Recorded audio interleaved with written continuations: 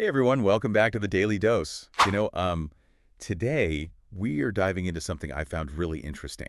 Mm. It's this whole connection between science and spirituality. It seems like, Yeah. science is finally like actually exploring all the benefits of spiritual practices. It's pretty cool. We're going to be we're Yeah. going to be looking at a talk by Rupert Sheldrake. He's a biologist. Okay. I always thought of science and spirituality as like totally separate things, Hmm. but this talk really made me think twice. Yeah. So if this is intriguing to you too, don't forget to hit that like button and subscribe to the Daily Dose for more deep dives, just like this one. Right. Have you ever wondered if things like gratitude could actually have like measurable effects?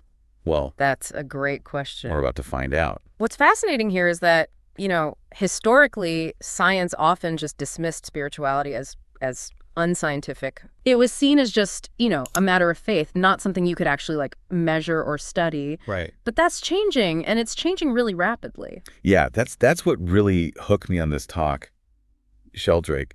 He points out that there are literally thousands of scientific papers I know. now exploring the effects of like religious and spiritual practices, Yeah. especially on our health and well-being. That's Huge. that's huge CE. It really is, and it points to a larger shift, I think, in how we're viewing spirituality. Mm. It's no longer just about belief systems. It's becoming a subject of serious scientific inquiry. So it's not just about like feeling good. There's actual data to back up the benefits. Exactly. Like what kind of things are these studies looking at? Well, they're exploring a wide range of practices, Okay. but one that keeps popping up again and again is gratitude. And it's become like a key focus in positive psychology, which Okay. is, the study of what makes people thrive, what makes people happy. Gratitude. That seems almost too simple. I know. Like just being thankful can actually like make a difference. Yeah. Yeah, Okay. it might seem simple, but the research is pretty compelling. For example, studies on gratitude journaling, where people regularly write down things they're grateful for, Right. show a real impact on happiness and well-being. Okay. I have to admit, I've heard of that, Yeah, but I'm always a little skeptical. sure. Is it really the journaling, or is it just that the people who do that are already kind of inclined to be more positive? That's a really valid point. Yeah. It is difficult to isolate cause and effect in these kinds of studies. Right. But even accounting for those factors, there's evidence that focusing on gratitude itself, like the act of focusing on gratitude, Yeah. has a positive effect on our mental state. Interesting. So it's not just about like being a positive person in general, but actively cultivating that sense of gratitude. Exactly. Yeah. Huh. Sheldrake gives some interesting examples beyond journaling. He talks about like saying grace before meals, Oh, yeah. even if you're not religious. Right. And also writing gratitude letters. Have you ever tried that? I haven't personally, Oh, but the okay. concept is intriguing. Sheldrake argues that these practices, like regardless of your belief system, Mm. help us acknowledge the sources of goodness in our lives. Okay. It's about recognizing that things didn't just happen randomly. Right. There were people and forces that contributed to our well-being. That makes sense. Yeah. Even if you don't believe in a higher power, Yeah. you can still acknowledge the effort that someone put into, Right. making you a meal, or the role nature plays in providing food. Absolutely. It's like a moment of reflection and appreciation. Yeah. I think that's what I find so fascinating about this whole topic. Mhm. It's like science is giving us permission to embrace these Yeah. practices Yeah. that have been around for centuries. Yeah. And maybe even like providing some deeper understanding of why they work. Absolutely. And if this is resonating with you, don't forget to hit that like button and subscribe to the Daily Dose for more fascinating content like this. Right. It's not about proving or disproving any particular belief system, Yeah. but rather it's about exploring the common ground Mhm. between what science is discovering Yeah. and what spiritual traditions have been saying all along. Yeah, that's what I like about Sheldrake's approach. Yeah. He doesn't shy away from the spiritual side of things, Right. but he also grounds it in scientific evidence. So how does this idea of gratitude Mm-hmm. connect to different belief systems? Does he say that like you have to be religious to experience the full benefits? That's a great question. Yeah. And Sheldrake actually addresses that directly in his talk. Okay. He argues that everyone, regardless of their beliefs, can benefit from practicing gratitude. Okay. But the extent of our gratitude, the scope of what we feel grateful for, Yeah. might be influenced by our worldview. So someone who is like deeply religious Right. might have a broader sense of gratitude See. because their beliefs encompass a larger picture, the sense of like divine providence. Exactly. They might feel grateful not just for the good things in their own lives, Okay. but for the existence of the universe itself. Right. You know, for the very possibility of life. But that doesn't mean that an atheist can't experience profound gratitude for the love of their family, the beauty of nature, Of course not. or a kind act from a stranger. Right. The key is acknowledging the sources of goodness in our lives, whatever they may be. And that act of acknowledging, of consciously appreciating those sources seems to be where the real power of gratitude lies. It's like saying thank you to the universe. Yeah. In whatever form you understand it. Yeah. So are there any studies that compare the effects of gratitude That's a good question. across different belief systems? That's an area where more research is needed. But some studies suggest that people who have a more spiritual or religious orientation might experience gratitude more intensely or more frequently. That's really interesting. Yeah. It suggests that our beliefs can like act as a lens Right. through which we view the world, Yeah. shaping our experiences, Absolutely. including our experience of gratitude. Yeah. But even if we don't subscribe to a particular like dogma, Right. we can still cultivate that sense of appreciation, that awareness of the good in our lives. Exactly. And that's where the practices come in. Okay. You know, it's about intentionally directing our attention Right. to the things we're grateful for, Right. whether it's through journaling, Right. saying grace, writing letters, or simply taking a moment to appreciate the beauty around us. So it's not just about having a positive outlook. Yeah. It's about actively cultivating that positivity through specific practices. Okay, this is all really thought-provoking, but I'm curious to hear more about the science behind all of this. Like what's going on in our brains when we feel grateful? Are there any like neurological studies on this? There are, and that's where things get even more interesting. Okay. Studies have shown that practicing gratitude can actually change the structure and function of our brains. Whoa, hold on. Yeah. So it's not just a matter of feeling better, it's actually rewiring our brains. In ways that promote well-being. Yeah. Tell me more. Well, one key area involved is the prefrontal cortex, Okay. which is responsible for things like decision-making, emotional regulation, and social behavior. So the part of our brain that helps us like make sense of the world Right. and navigate our social interactions. Exactly. And gratitude seems to enhance the activity in this region, which can lead to improvements in mood, resilience, and even empathy. That's amazing. So by focusing on the good, Yeah. we're actually strengthening the parts of our brain that help us connect with others and cope with challenges. Exactly. Ah. And it's not just the prefrontal cortex. Gratitude also activates areas associated with reward and pleasure, Oh. like the ventral tegmental area Right. and the nucleus accumbens. So it's like our brain is like rewarding us for being grateful. Exactly. No wonder it feels so good. Yeah, exactly. And this positive feedback loop can reinforce the habit of gratitude, making it easier to access those feelings over time. It's like training our brains to focus on the positive, which then spills over into like other areas of our lives. Absolutely. This is also fascinating. But before we get too carried away, let's take a moment to remind our viewers Yes. to like and subscribe to The Daily Dose for more deep dives just like this one. Great idea. We'll be right back to explore even more about the science behind gratitude Okay.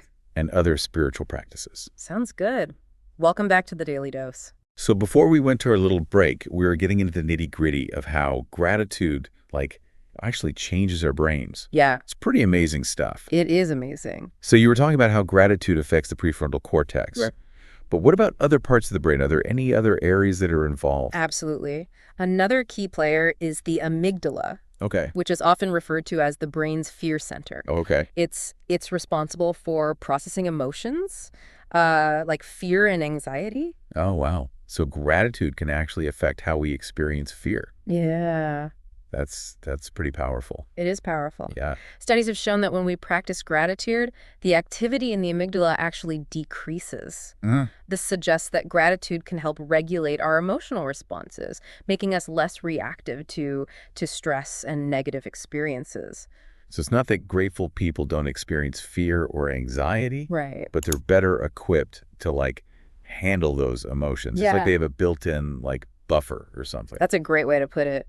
Yeah. Gratitude doesn't, erase challenges or anything. Right. But it does provide us with like a more resilient mindset to navigate those challenges. And that resilience, in turn, can lead to reduced stress, improved sleep, and even like a stronger immune system. Wow, the ripple effects are incredible. It's amazing, isn't it? It's like a chain reaction of positivity, like starting in the brain and spreading outward. Exactly. And this brings us to another fascinating aspect of the connection between science and spirituality, the exploration of practices like meditation. Okay. Remember how Sheldrake mentioned that millions of people are now practicing meditation? Yeah, he definitely touched on that in his talk. Well, there's a growing body of research on its effects on the brain as well. I remember him saying that it's not just like a new age fad anymore. Yeah. It's becoming mainstream. Yeah, exactly. But what exactly is meditation doing to our brains?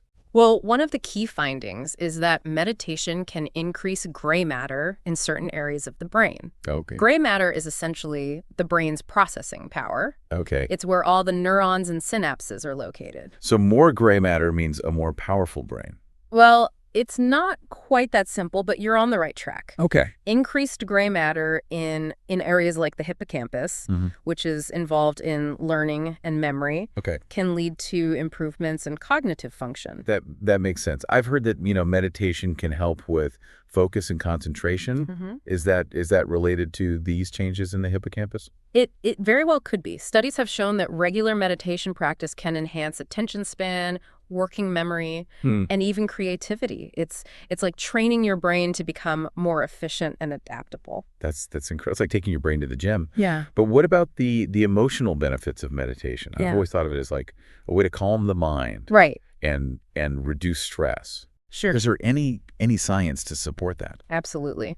Meditation has been shown to decrease activity in the amygdala. Right. That same fear center that we were talking about earlier. Right. This reduction in amygdala activity can lead to a greater sense of calm and emotional stability. Because it's like meditation is giving us the tools to regulate our emotional responses, just like gratitude. Exactly. That's fascinating. It is fascinating. Yeah. And it's not just about reducing negative emotions. Right. Meditation can also boost positive emotions by activating areas of the brain associated with, joy, compassion, contentment. So it's not just about eliminating the bad, but also cultivating the good. Yeah. It's like a two-pronged approach to well-being. Exactly. And this is where things get really interesting. Oh, okay. Some researchers believe that meditation might be tapping into a deeper level of consciousness. Okay. A state of interconnectedness that transcends our individual egos. Whoa, now we're getting into some deep territory. I know, right. Are you saying that meditation can connect us to something like larger than ourselves? It's a possibility that some scientists are exploring. Wow. There's still much we don't understand about consciousness. Right. But meditation seems to be a powerful tool for expanding our awareness and exploring those deeper realms of our being. That's really intriguing. It's like meditation is giving us a glimpse into the mysteries of the human mind and its potential. Exactly. And this is just the beginning. Yeah. As we continue to explore these practices through the lens of science, Right. we're likely to uncover even more fascinating insights. Yeah. And speaking of fascinating insights, if you're enjoying this deep dive into the world of science and spirituality, make sure to show your appreciation by liking this video and subscribing to The Daily Dose for more thought-provoking content like this. Absolutely. We love exploring these topics with you and sharing the amazing things that we're learning. Yeah, me too. So where do we go from here? We've talked about gratitude, meditation, right, the brain, and even hints of deeper levels of consciousness. It's a lot to take in. It is a lot. And I think the key takeaway here is that we're witnessing a convergence of science and spirituality.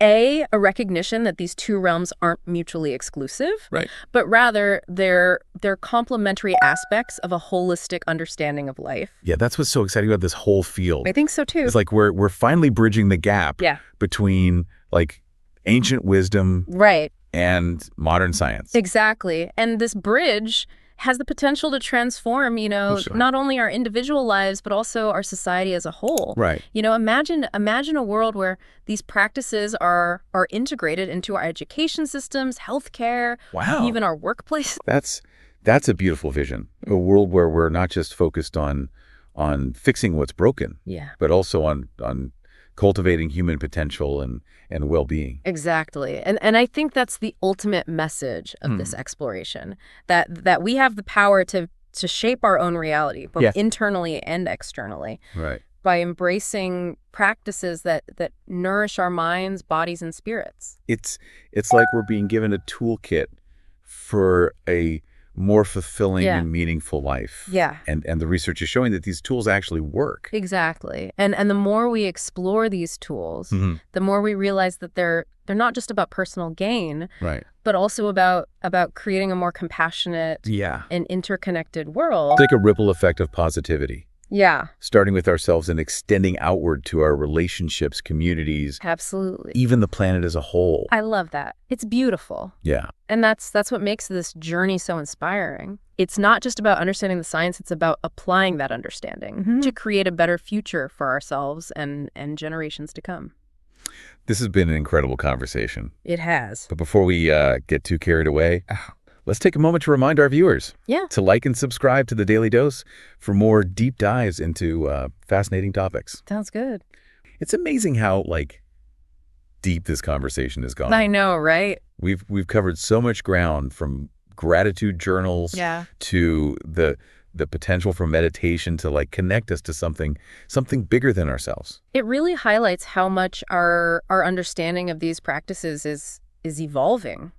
Science is giving us new language and frameworks to understand these experiences that humans have been exploring for millennia. What strikes me is how practical this all is. It's not just abstract theory. Right. It's about tools that we can actually use in our everyday lives. Exactly. And the fact that science is backing them up makes it even more compelling. I think so too. So for our viewers who are thinking, okay, this is all fascinating, but where do I even start? Right. What are some simple, actionable steps they can take to bring more of this into their lives? Well, we've touched on gratitude practices already. Right. Starting a gratitude journal. Yeah. Even just writing down 3 things you're grateful for each day can have a surprisingly powerful impact. It's like a little mental reset button. Shifting your focus to the positive. Exactly. And as for meditation, there are countless resources available, online in communities, even 5 minutes a day, focusing on your breath can make a difference. It's almost like building a new mental muscle. Right. That ability to be present and observe your thoughts without getting swept away by them. Precisely. And don't get discouraged if it feels difficult at first. Yeah. Like any skill, it takes practice. And I think that's a great point to end on. Yeah. This whole conversation has been about exploring, about being open to new possibilities. Yeah. And about being patient with ourselves as we learn and grow. Couldn't have said it better myself. It's a journey, not a destination. Yeah. And the more we embrace these practices, the more we discover about ourselves and the world around us. And who knows what amazing things we might find along the way. Thank you so much for joining us on this deep dive. It's been a pleasure. Before we sign off, please take a moment to like this video and subscribe to The Daily Dose. Great. For more explorations into fascinating topics. We'll see you next time.